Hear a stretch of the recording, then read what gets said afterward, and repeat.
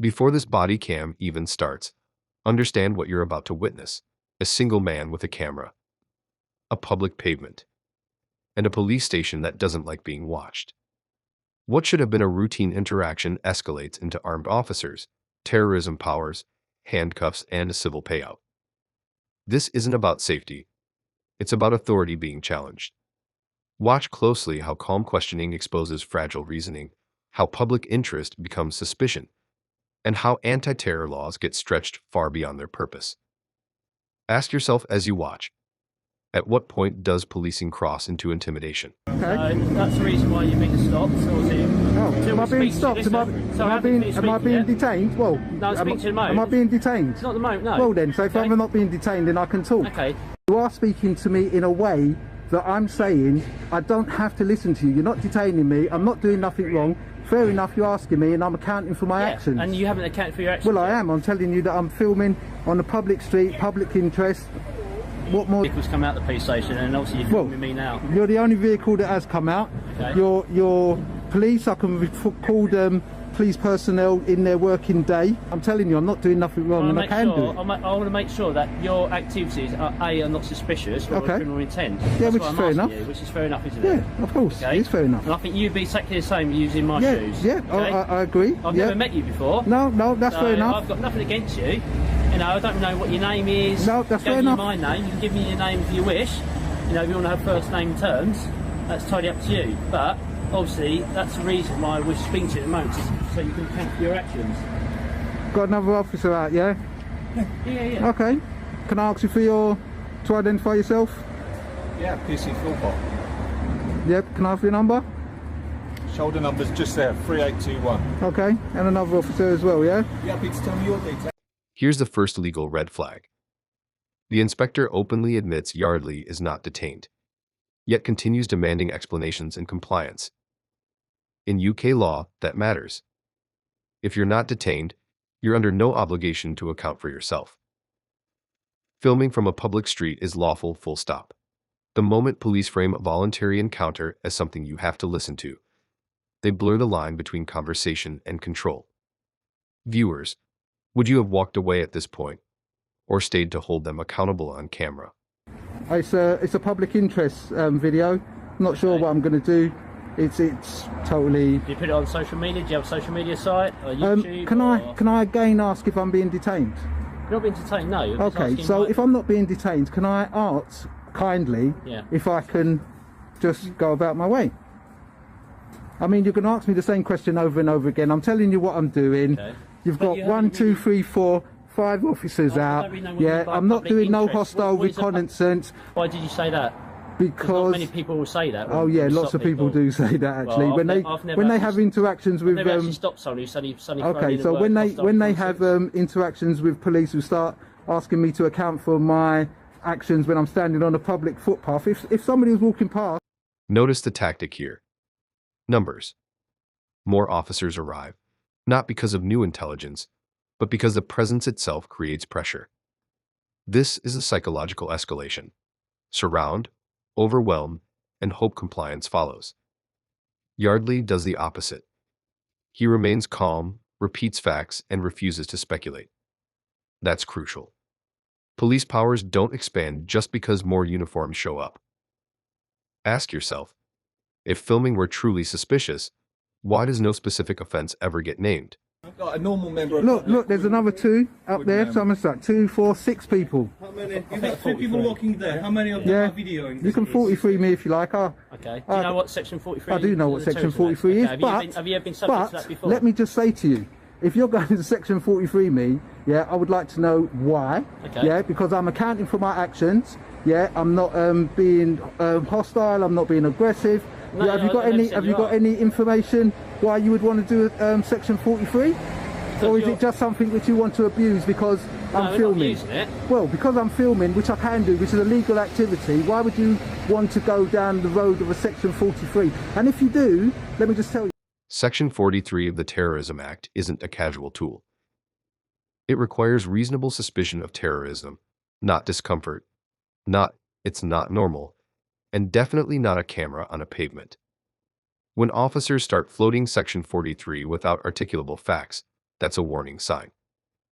Yardley calling it out and mentioning civil action instantly changes the tone. Why? Because now the interaction has consequences.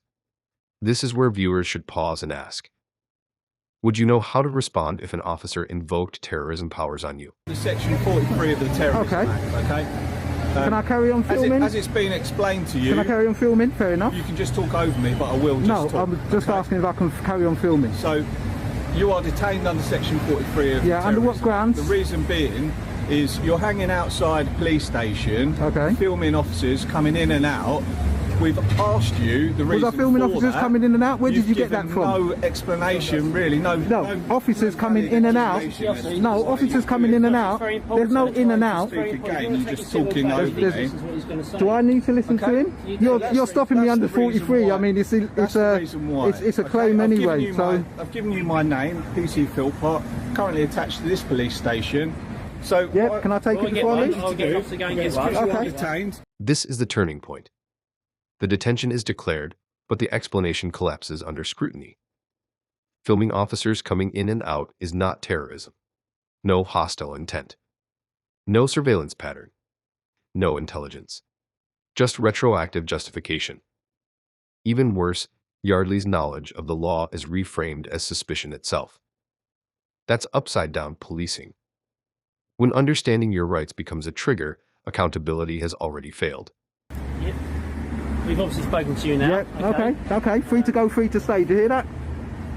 Yeah, of course. Okay, so I've done nothing wrong. I was just saying to your inspector, what was your rank, please? Chief Inspector. Chief Inspector. Are you higher than this guy? I don't mean it in a... We work together. Yeah, I know, but I'm asking his rank. Are you higher than rank? I'm his Okay, so I'm tasking him, your inspector, to look at some paperwork that speaks about Section 43. Section 43 is an abuse if you haven't got any intel to suspect me of being a terrorist. You can't suspect me of being a terrorist because I'm pointing a camera at the police station. So I'm just letting you know that, right? And that's going to be a basis of my civil claim against you guys, yeah? Okay, that's absolutely fine. Okay, and what was you going to say about the inspector? Watch this carefully. Yardley complies. He explains. He films. And yet force is used anyway. Handcuffs come out. Injuries occur. And suddenly officers go quiet. Silence here is loud. This is where lawful detention must be justified step by step. And it isn't. For viewers at home, this answers a big question. Why do auditors keep filming even when threatened? Because the camera becomes the only neutral witness left. Access request, so make sure that it's available for me to see, okay? Right, all these things is ridiculous. Inspectors and Chief Inspector, sorry, but it wasn't very good. Yeah, do not abuse Section 43. It is an abuse of power, and that is all that you was trying to do. 5 officers. Terrorism powers. 0 evidence. This is the anatomy of an unlawful stop and search. Yardley's calm persistence doesn't just protect him in the moment. It builds a paper trail. Subject access requests. Body cam footage. Internal reviews. And eventually, a settlement. Not because police admitted wrongdoing verbally, but because the facts spoke louder than authority ever could. I'm not going to put it down. At the moment, you're detained under Section 43 of the Terrorism Act. Okay, fair enough, yeah.